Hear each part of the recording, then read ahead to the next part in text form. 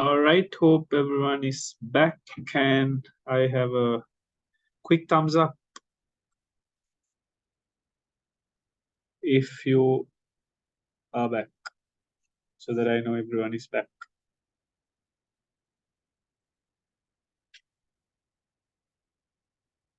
Thumbs up is on the reaction button. Okay, Chaturangi, Sunit.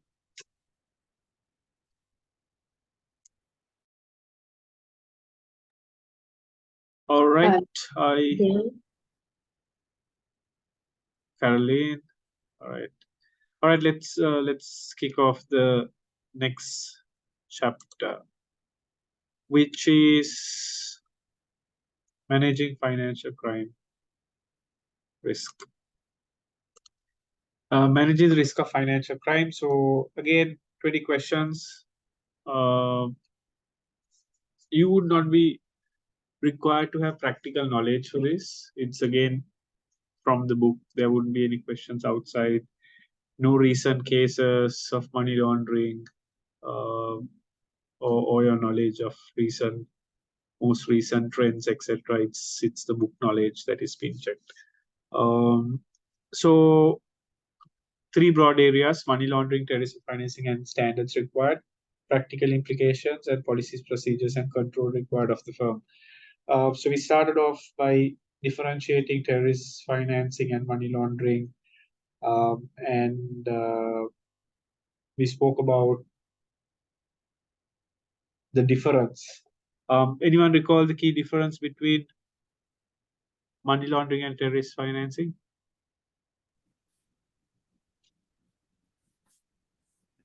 Money laundering is illegal way of funding money. Terrorist financing is something legitimate funds are used for terrorist financing. Yeah, that's correct. So terrorist financing can be funded through legitimate and illegitimate funds. But money laundering, the starting point is always a proceed of crime, right? So that's a differentiation. Terrorist financing, for various reasons, again, is coming for discussion, especially in the context of Sri Lanka, very recently as well. Moving on to money laundering, we spoke about forms of money laundering, the basics, the three stages of money laundering. Anyone recall the three stages of money laundering? Placement, layering, and integration.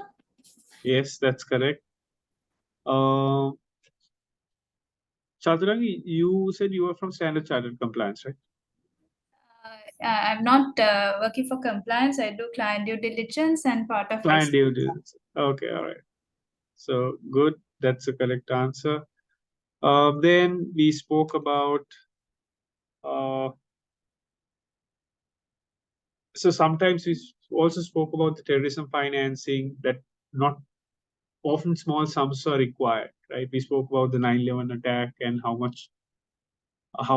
less of funds required to create an impact of that magnitude, right? So then when we speak about money laundering, we speak money laundering as a cross-border nature crime, because money laundering is not only restricted to a uh, particular jurisdiction.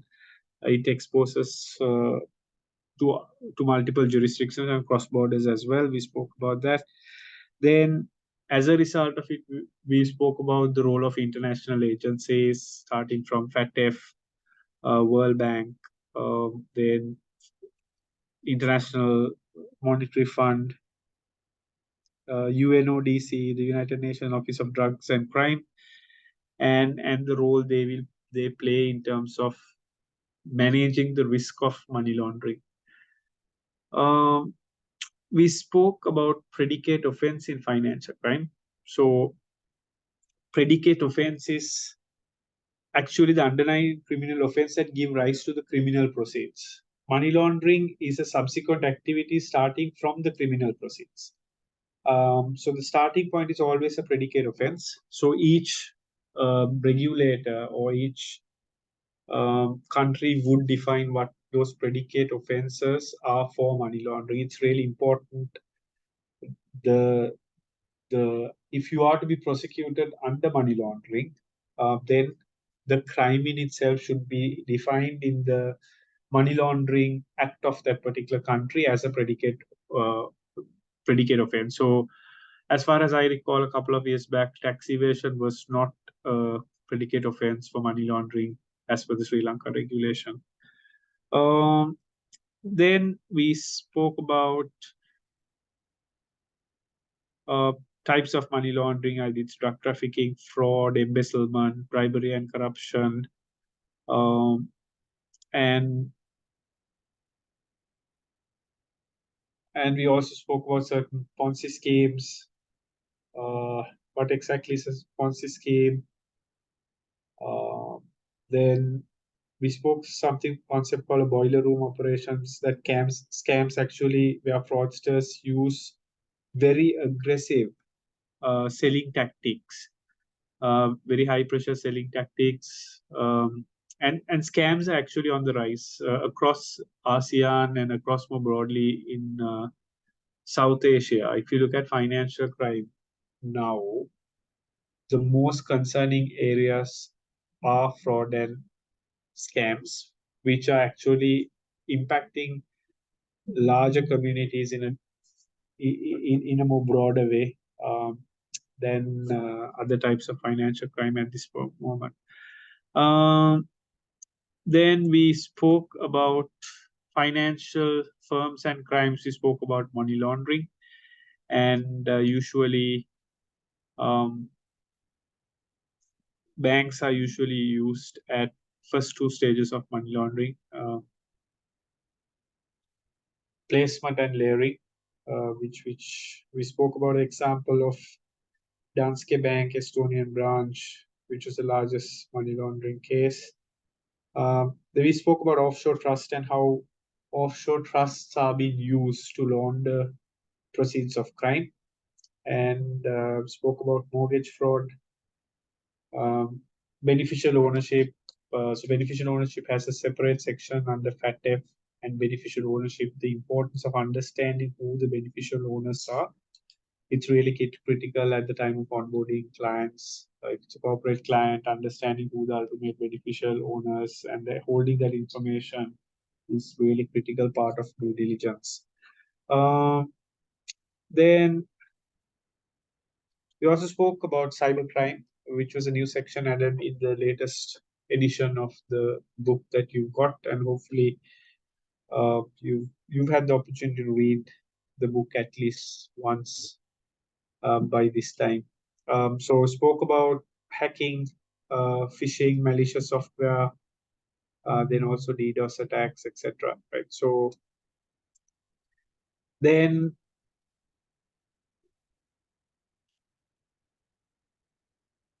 another way a firm can be exposed to financial crime is misstatement of financial circumstances. So material misstatements of financial statements that could result in not having adequate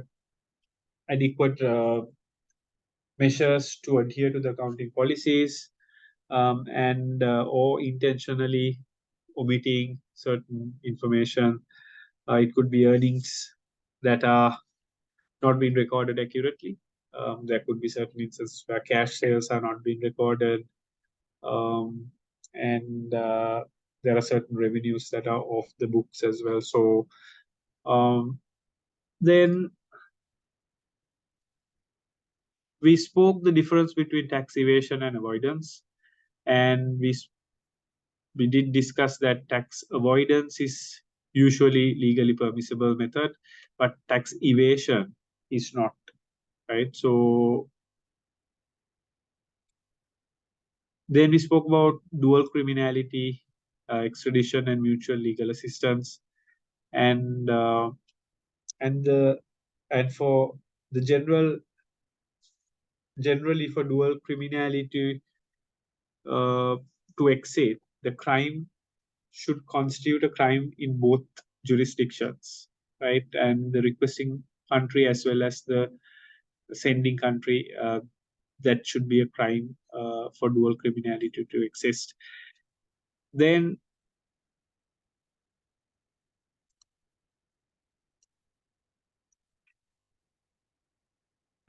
we spoke about practical implications to the firm as well, and how the firm should manage the risk of financial crime, both from managing the regulatory perspective, managing fines, penalties, etc., as well as managing reputation, and also for a firm to do the right thing in terms of the control and the environment that they create to manage financial crime. Then we spoke about the MLRO and the responsibilities of the MLRO, and we spoke a little bit about the AML policy, the expectation of the senior management, and also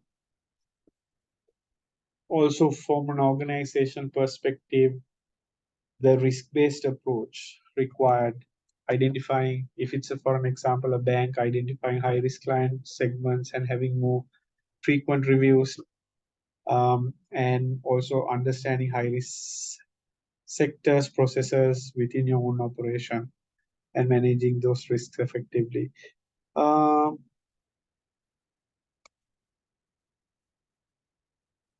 Then additionally, we spoke about sanctions and politically exposed persons. And sanctions, especially with the Russia-Ukraine situation, sanctions is a hot topic and currently being discussed because certain government officials and government institutions of Russia is being sanctioned by US, EU, UK, and various other parties as well. So it's actually a hot topic, and it's a very challenging space for financial institutions to navigate in the current context. Spoke about politically exposed persons, and so on sanctions also we spoke about sanction screening systems, and systems are usually automated, and it's important that these systems consider something called the fuzzy logic, which means that it has a higher capability to identify potential matches, and spoke about political exposed persons and why additional due diligence is required. Anyone recall why PEPs are high risk? Politically exposed persons or PEPs are considered high risk?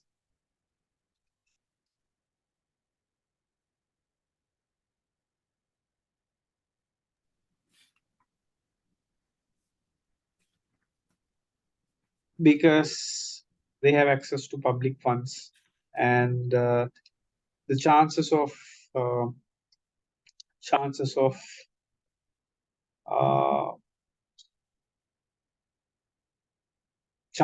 misappropriating public funds is greater in PEPs. I'm not sure if I shared one of my own experiences as the money laundering officer. I had in a situation where a certain PEP was trying to open an account, and we had a situation where he had some property in Colombo for which he had no way of explaining how he got the property. So we actually had to politely decline the request. So sometimes these conversations are challenging, but that's the right thing to do in terms of the due diligence. Then we spoke a little bit about the controls required by the firm, and controls should commensurate with the risk, and risk can come from either client, products, or delivery channels. So customers, the categorization of customers as high risk, it could be due to geography, it could be due to your delivery channels, it could be due to the nature of products you operate, etc. So And based on the risk, you need to have controls to commensurate the risk. Then, yeah, so we spoke a little bit about training and effective suspicious activity and transaction reporting as well. So, look, given the time and I want to do questions, that just a quick recap of what we discussed. So before we move on to questions, I'll pause here. And if you have any clarification relating to this section, please let me know now so that I can answer before we move on to the questions. Yeah, hi Shane. On this predicate offense in financial crime, I can remember we discussed on embezzlement. Could you please explain what that is? Because I just went through the text, but I can't understand what it is. Is your question more around what embezzlement is? Yes, Or yes. I just don't understand what it is, even though it describes clearly in the book. It's little confusing. yeah, so I think the easiest way to remember embezzlement is like if you are, let's say for an example, if you're a cashier, right? You are being given authority of some funds which you are on a day-to-day basis, you have ownership of those funds, right? Mhm. And if you're actually taking funds out of that account for your personal gain, that is called embezzlement, right? Why that? Let's say for an example, um, so it's basically,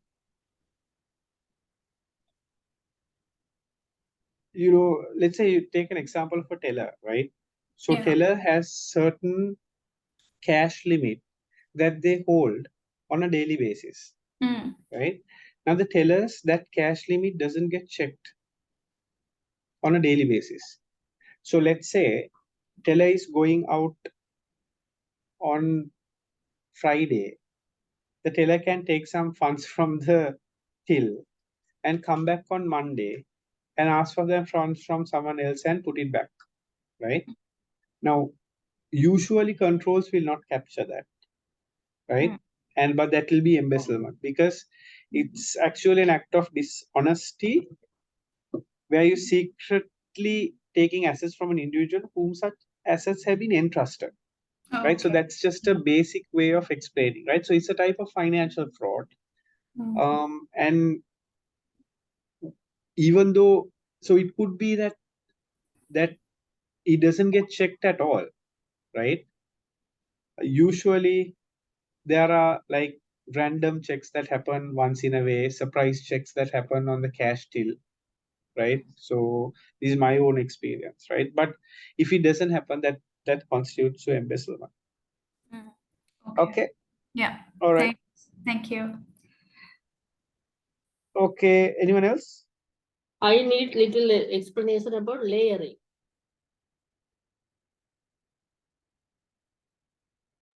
So, Karen, could you explain exactly what your understanding is, so that I can sort of understand and correct where required? I think the getting the illegal way getting money and placing in different places, like different depositing in the different banks.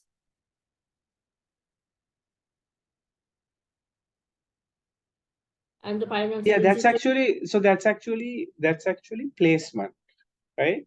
So layering is a little bit more complicated, right? So let's say you get proceeds of crime, right? Proceeds of crime. I'm just creating an example. You are trafficking narcotics or drugs, and you get proceeds of crimes, and then you use that proceed of crime to deposit into multiple financial institutions, right? For an example, say bank A, B, and C, right? Then that depositing into 3 separate banks is called placement, right? So the objective is you have to distance yourself once the money comes through the financial system clean. You should distance yourself from the crime in itself, right? So you deposit in the 3 different banks. That is called placement. Now you remit those funds into another 3 different banks outside the country, then to another country, then maybe somewhere else, right? And get all that proceeds into one country, and then that is layering. Now, in that country, you use that funds to purchase a property, right? Showing that that final proceeds is legitimate proceeds. That is called integration, right? So the moment you convert that to a property and the moment you sell that property, the funds you get would be clean, right? So that's my way of explaining. So layering is having multiple ways to distance yourself further from the crime and the placement in itself. Okay. Okay, that is very clear. Thank you. Okay. All right. Great. Any more questions before we go to the actual Q&A? We have 38 questions, so we just really need to.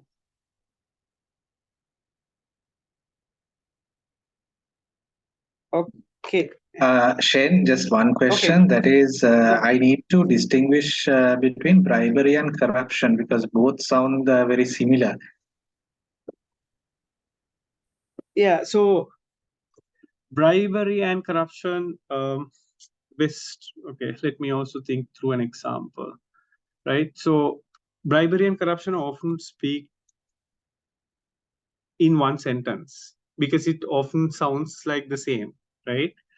But very simply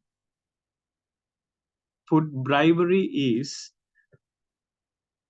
the intention of gaining a favor, and you are actually giving some sort of a benefit with an expectation of a favor, right?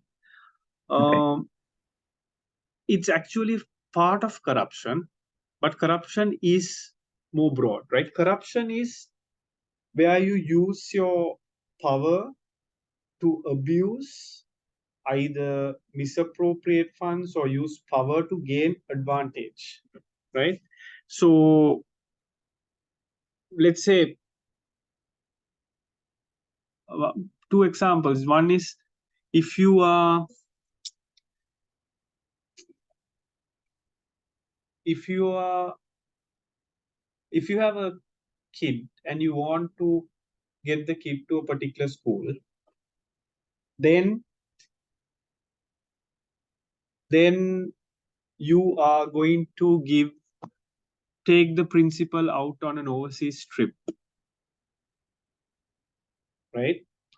That is a bribe because you are taking the principal out on an overseas trip with an immediate expectation of a favor in return in the short term, right? So you bribe.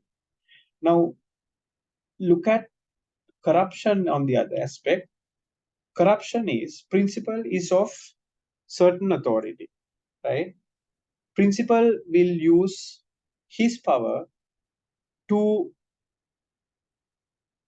get some individual, son or daughter, to the school.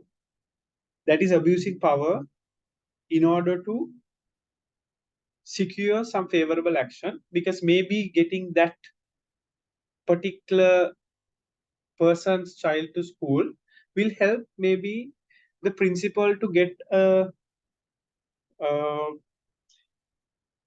principal's son or daughter to the organization. Let's say someone, I'm giving you example. Someone wants to, the principal son is actually of a working age, right? And principal will call someone in a multinational and say, my son needs a job. Then if in order to get the son a job, if principal uses his power to get the kids without having the necessary qualification, that is corruption because you're using your power. So that's a simple example, but it happens in a more complex way, right? Now, again, in the context of more broader things, bribes are often paid to win contracts, right? So bribes are often paid to win contracts, large scale contracts, right? So infrastructure projects, government procurement projects, etc. Right? So these are large scale bribes. Corruption is using power and channeling funds in a inappropriate way so that it can benefit you personally. So those are few examples. So I hope I explained. Yes, that was very clear. Thank you. Okay, all right. Okay, any more questions? So if not, we'll go and answer some questions. Okay, let me open my.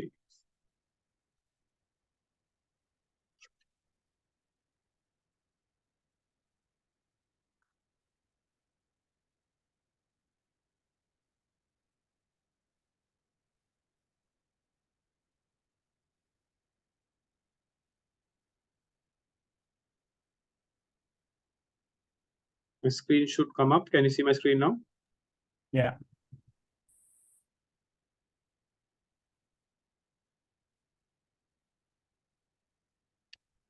Can you see the screen? Yes, we Yes, can. Yes, we can. All right. So first question, who is the intergovernmental body that sets standards to combat money laundering and terrorist financing? Quick answer.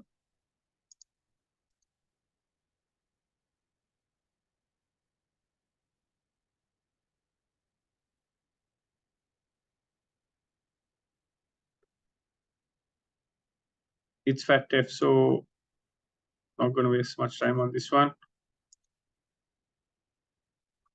Which of the following is the best example of a fraud offense?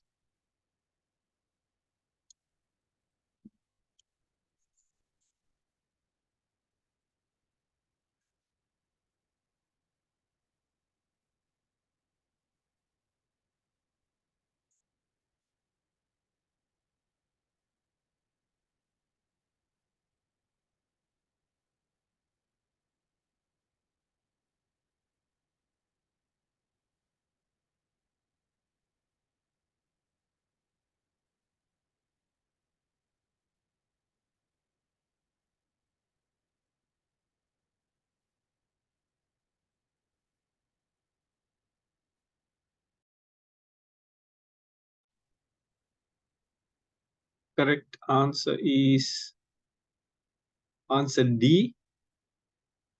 Majority of you got that right. 3 of you got it wrong.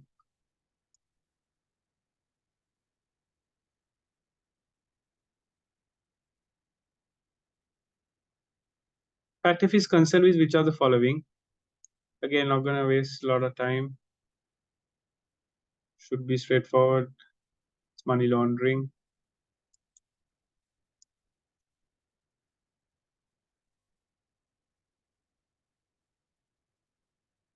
Which of the following is considered a fraudulent act?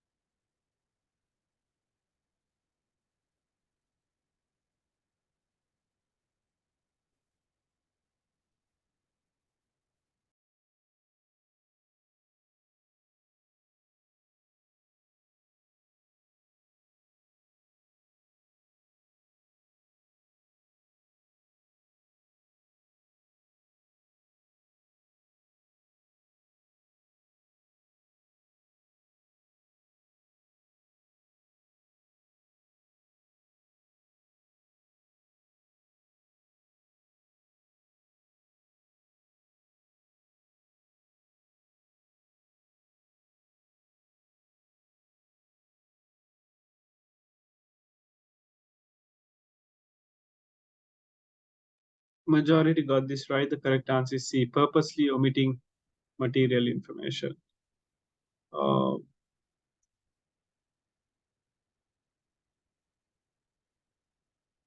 A firm's money laundering and terrorist financing risk assessment procedure should be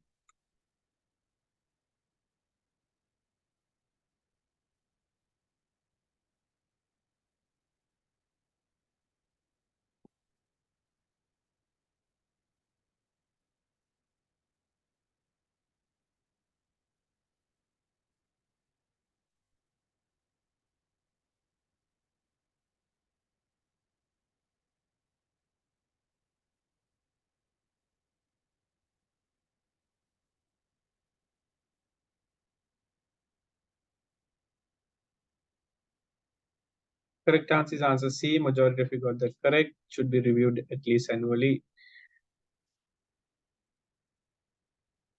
Financial Action Task Force recommendation suggests which type of approach to anti-money laundering and the combating of the financing of terrorism. Again, straightforward, so I'm not going to take a long time. Answer is risk-based. We spoke about this multiple times.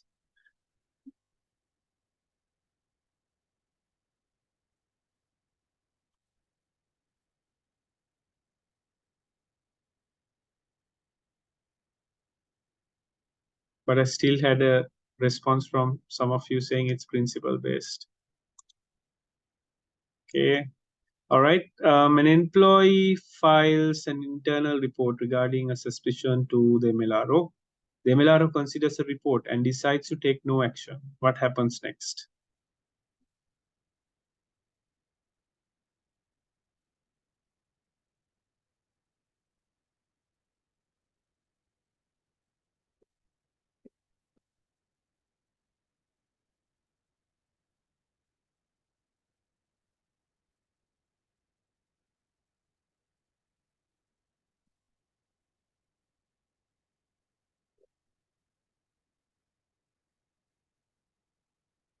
Most of you got that answer right. The answer is C. MLRO records the event and reasons for not sending suspicious activity. So one of the most fascinating parts about my job is actually seeing these different types of suspicious activity being reported through various shapes and forms. All right, moving to the next question. An employee reports a suspicion to the MLRO. Which of the following best describes what happens next?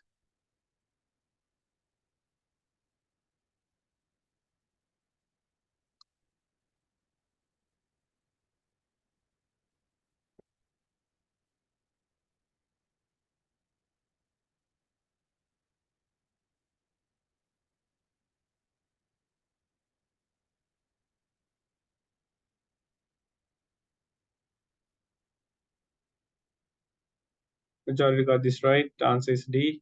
Once an employee reports to the MLRO, employee doesn't have to do anything else. Which of the following would constitute fraud or deceit if performed and not disclosed by an investment advisor?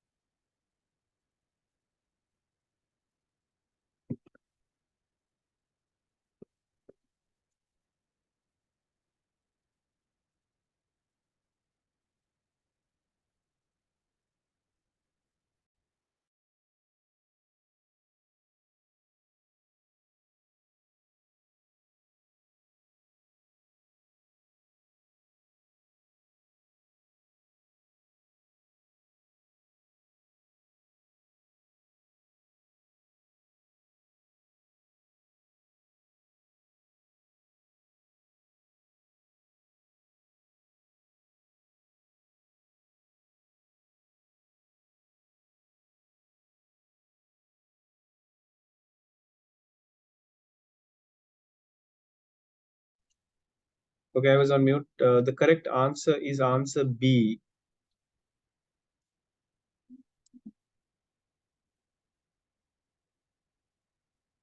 Sorry, Shen, is it B or D? Give me a second.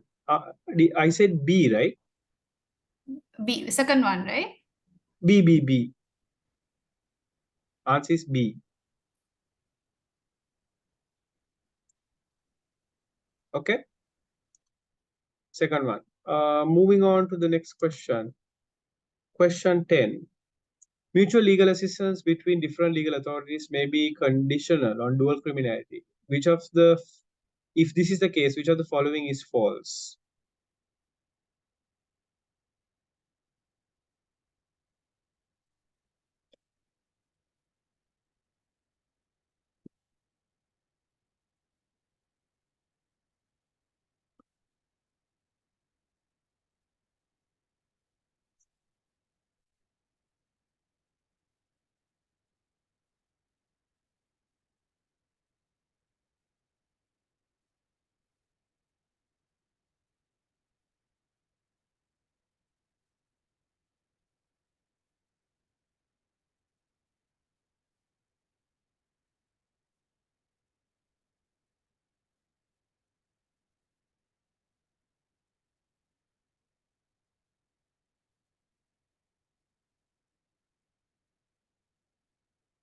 The correct answer is answer C.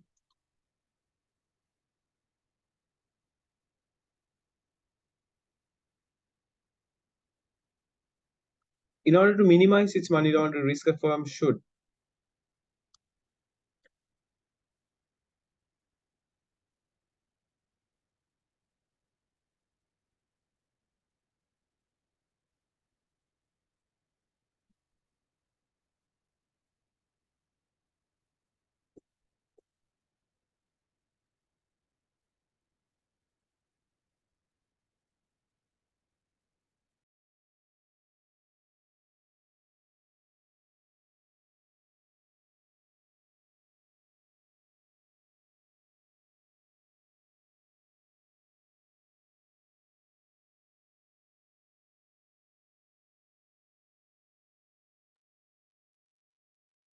correct answer to this is answer B. So these type of questions are quite tricky, right? See, the whole point is to identify the most appropriate answer, because it just looks very tricky when you look at it.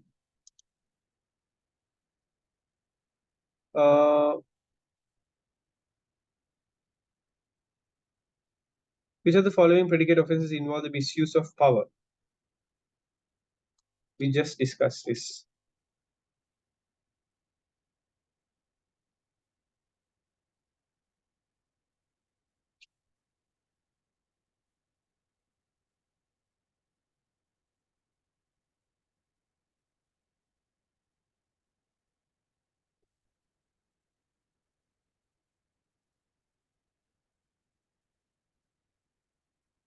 Majority got this answer right. The correct answer is D.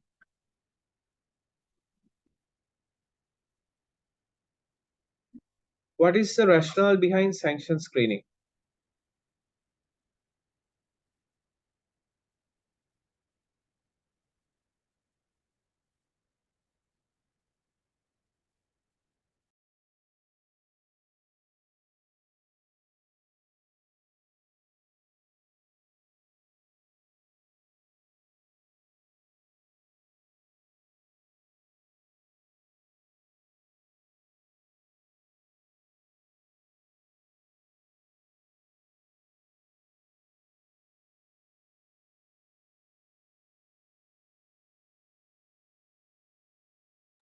Majority got this right. The correct answer is answer A.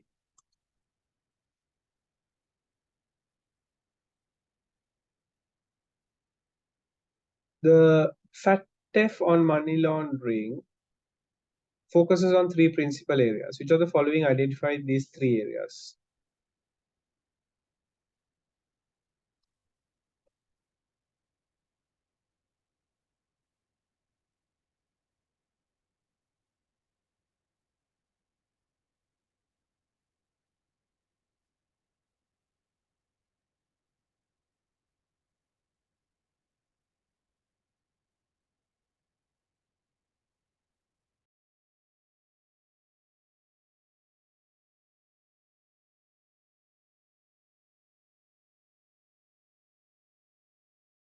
All right, majority of you are getting this right. The answer is B.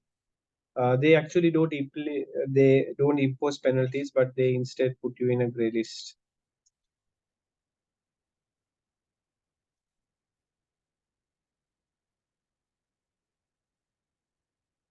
All right, next question.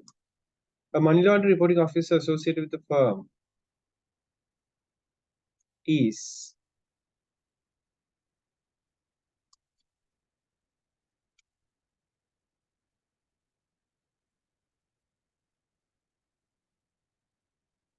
correct answer is an employee, and everyone is getting this right.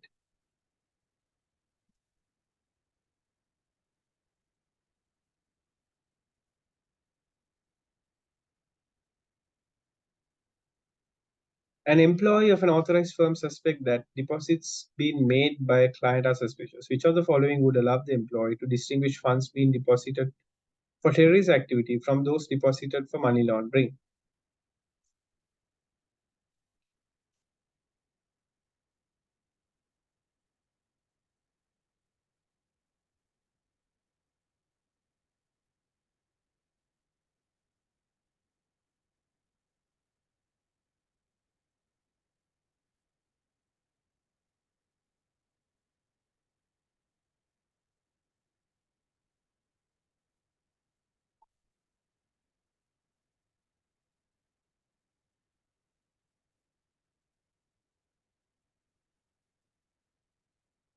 In my opinion, this is not a great question. But when you get questions like this, you need to understand the theory behind it and answer using the theory.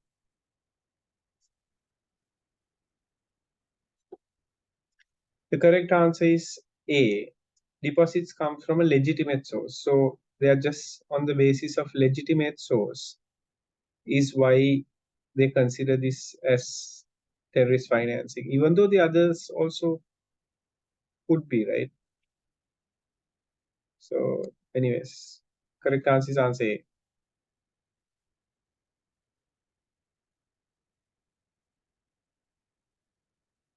Which of the following clients could pose the most risks to financial crime risk to a firm?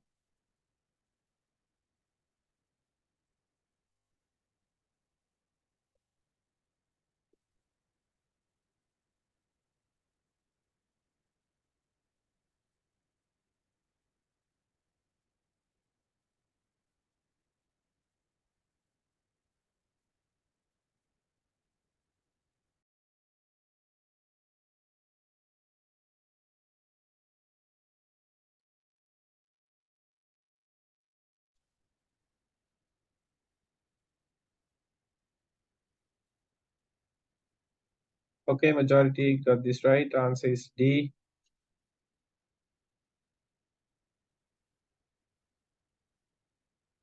In which of the following circumstances has an agent committed a fraudulent act?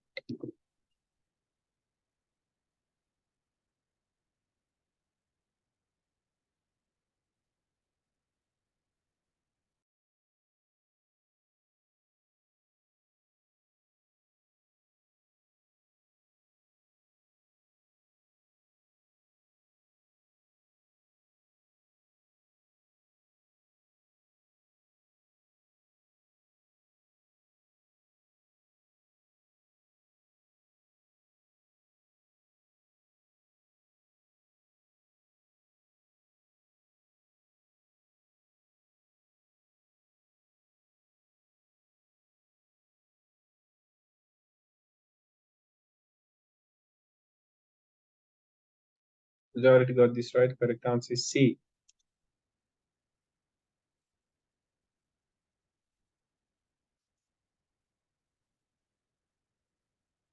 How long should a firm keep the audit trail relating to sanction screening?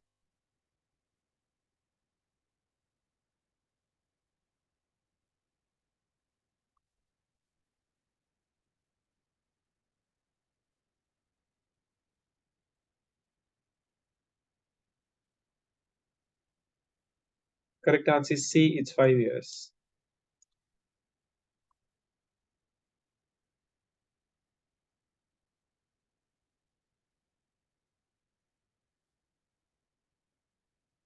Which of the following statements about the World Bank is false?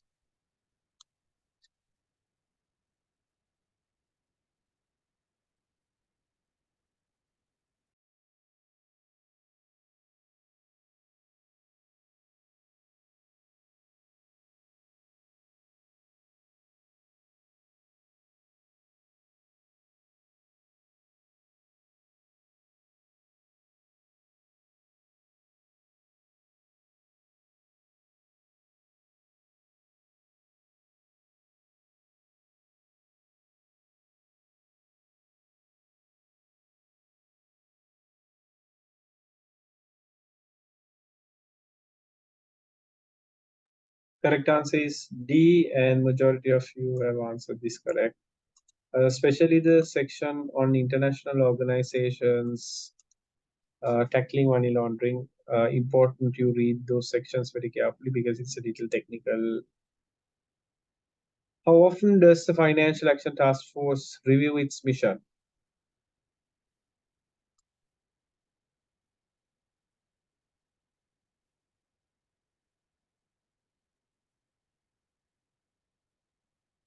Correct answer is every 5 years.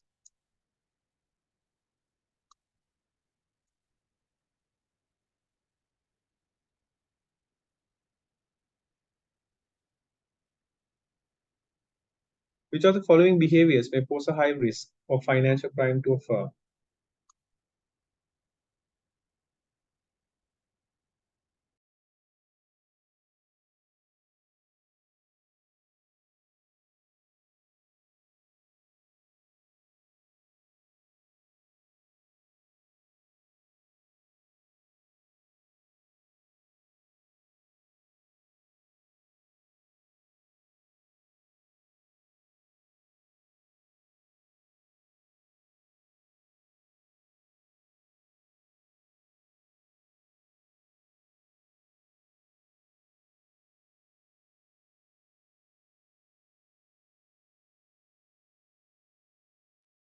Five of you have answered this correctly. It's D.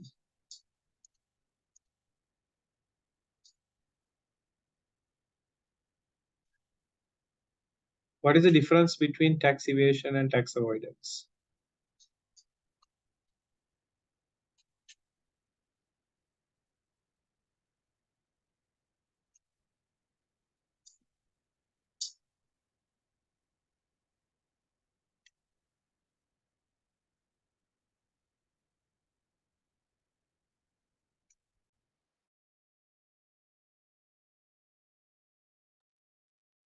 Correct answer is C, but majority of you answered A. Tax evasion is not legal. So majority of you got this wrong.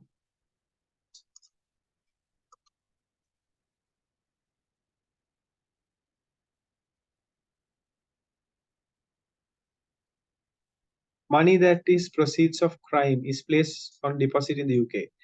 It is then transferred overseas in an offshore bank account. Which stage of money laundering does this transfer represent?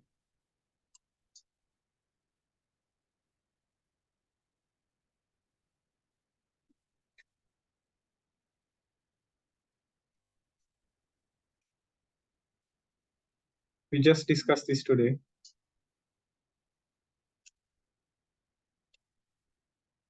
All right, majority got this right. It's layering. The answer is C.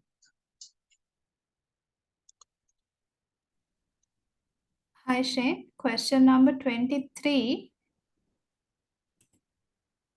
Yeah, I think that answer should be C, right?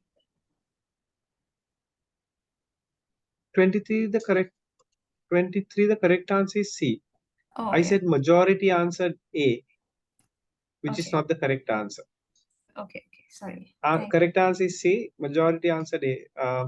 So that's why I explained tax evasion is legal is wrong. Tax evasion is not legal. All right, which question were we in? 24.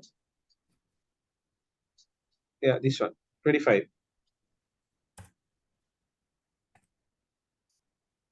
All right, I'm not going to read through it. You can read the question and then answer.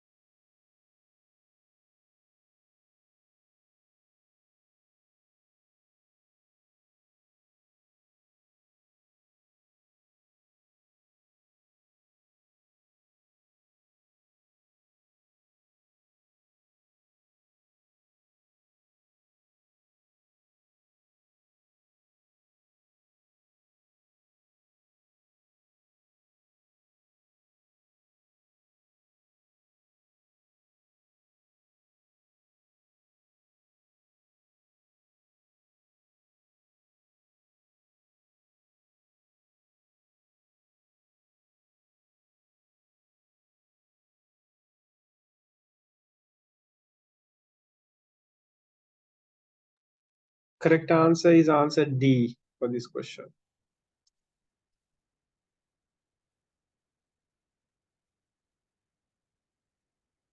MLRO is an officer of the firm with what characteristics?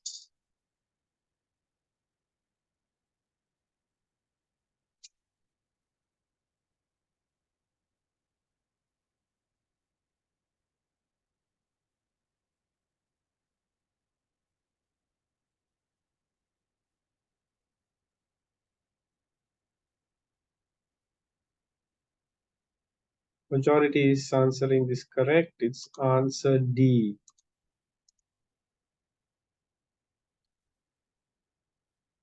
Who is responsible for the identification and management of risk to the financial crime of financial management of risk to financial crime within a firm?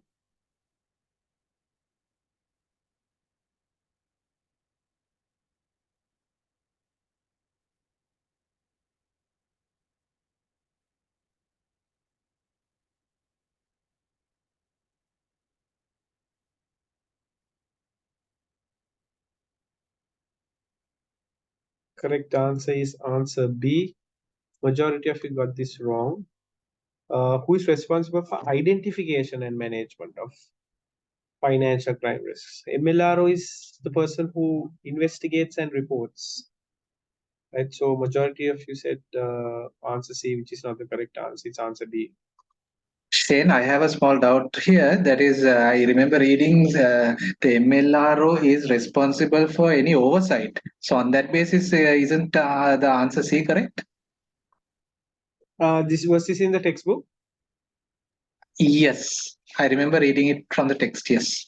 Yeah, so there is a level of oversight that the MLRO provides, right? Oversight on the control framework, etc. But the question here is responsible for identification and management of risk. So the responsibility, the overall responsibility rests with the senior management. It's where in practice this is a fine balance, right? But if you look at the text for senior management, this is the correct answer for this question. Okay, thanks. Okay. Thank you. All right, we move on. An investor has bought a credit default swap on a bond.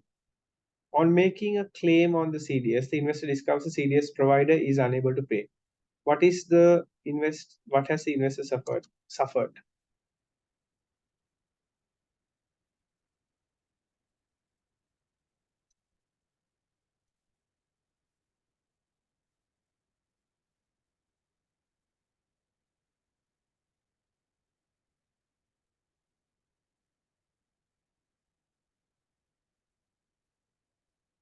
Correct answer is B, counterparty risk.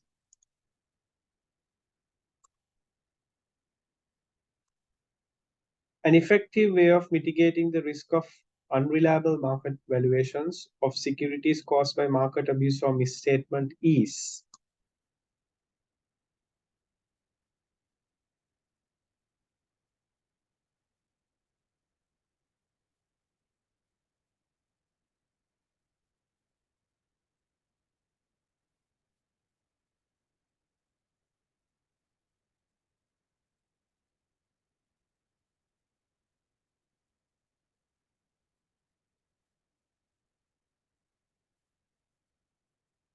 Correct answer is answer C, an effective transaction reporting regime.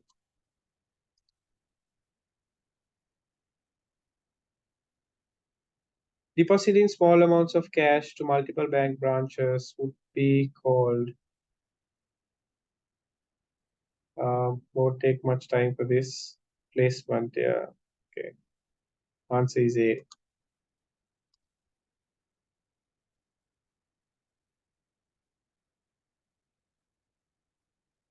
Which of the following drives international approach to combating money laundering? Again, not taking much time.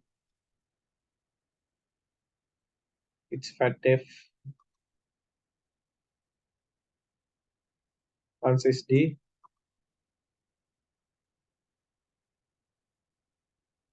How are the IMF topical trust funds to finance technical assistance in AML and CFT funded?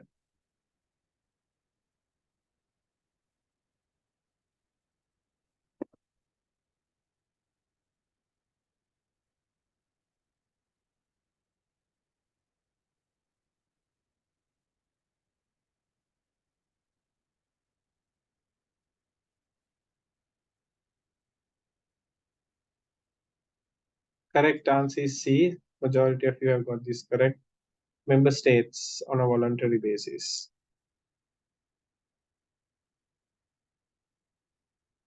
In order to reduce the exposure to financial crime, an individual can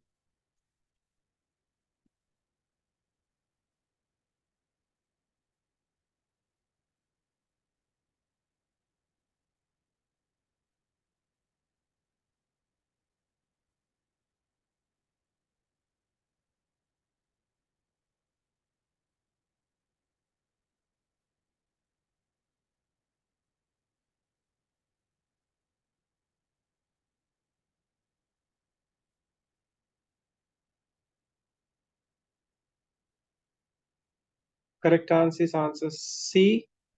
When disposing financial statements and bank statements, use a shredder. So also when you do fly, your boarding passes will have a lot of information, right? So if you're disposing your boarding pass, make sure you dispose appropriately, because some boarding passes will have barcode which will have a lot of information.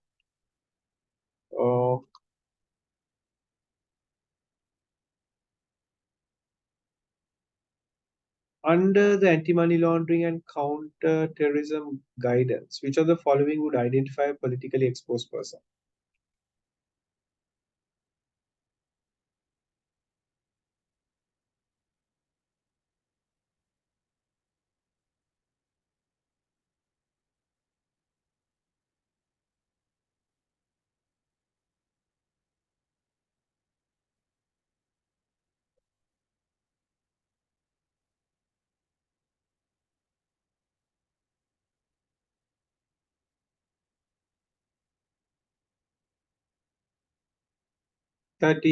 For the answer is A.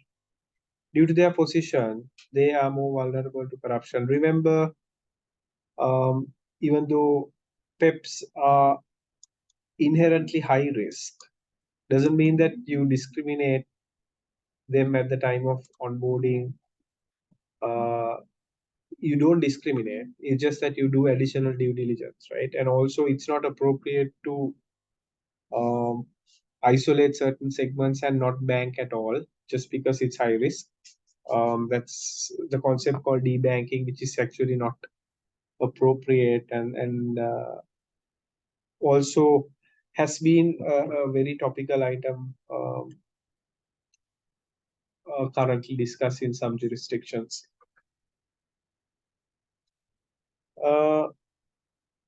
Okay, next question. You guys are already working on it.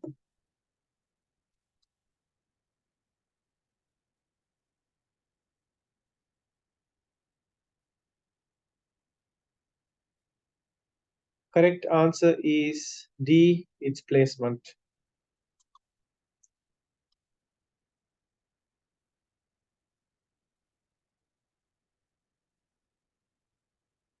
Which of the following structures pays returns to separate investors, not from any actual profit earned by the organization, but from their own money or money paid by subsequent investors?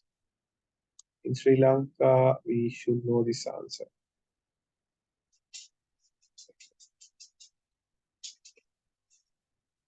All right, it's Ponzi schemes. Correct answer.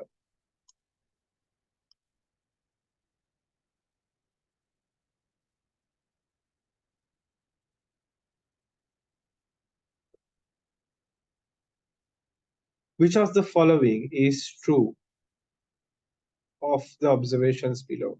Read through the observations. I'll give you time for this one.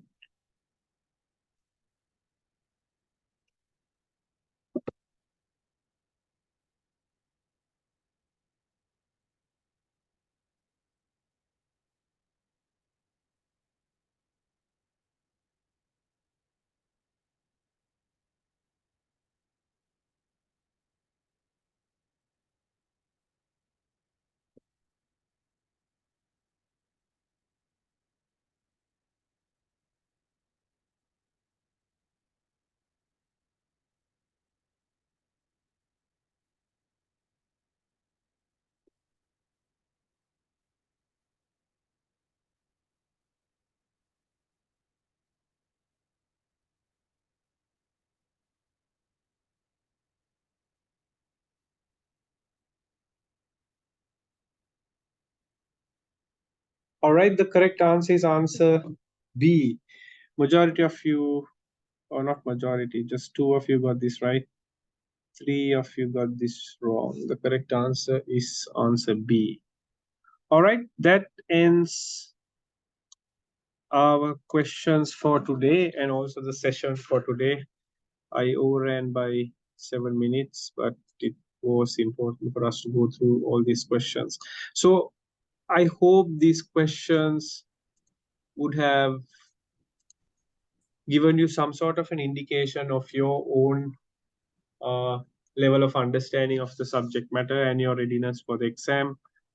Look, if you go through the text thoroughly, not just reading, but reading to understand, you do the revision, I'm sure you should be ready to face the exam. Don't drag it too much.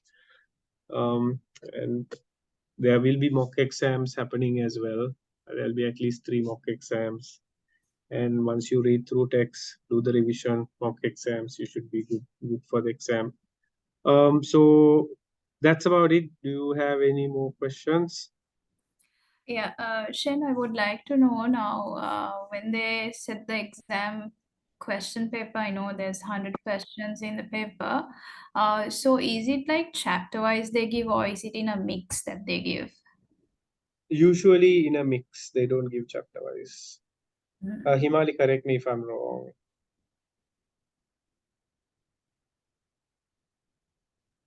They don't give questions chapter wise. It's a mix. Okay. Himali, are you on the call?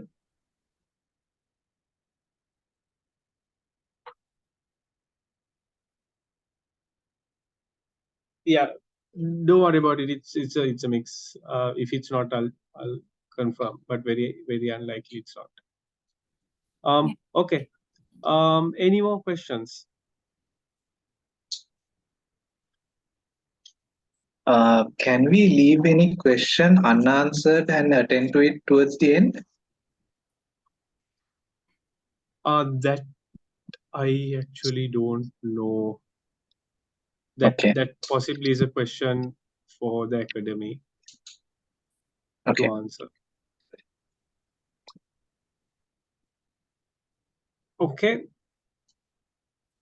All right. If nothing else, I just again like to remind you of my first session and the statement I made. Firstly, congratulations for investing in continuous education, and the fact that you already made that commitment in itself is an achievement. So please push yourself through to get through the next step of being qualified, and I'm sure you will all do well. just make sure that you keep the momentum and continue to keep the momentum and you do the exam as early as possible. So it's been an absolute pleasure sharing knowledge with all of you, and I wish you good luck. And please do stay in touch with me on LinkedIn. Please do drop a message that you are a part of the class so that I can recognize you when you do connect as well. Keep in touch via LinkedIn. And if there's any questions or any clarifications on the WhatsApp group, I look at the messages. But if there's some really urgent clarification required, just drop a WhatsApp as well. I'll try to respond. Okay, good luck and thank you very much. Thank you, Thank you Shane. very much, Shane. Thank you very much. Thank you.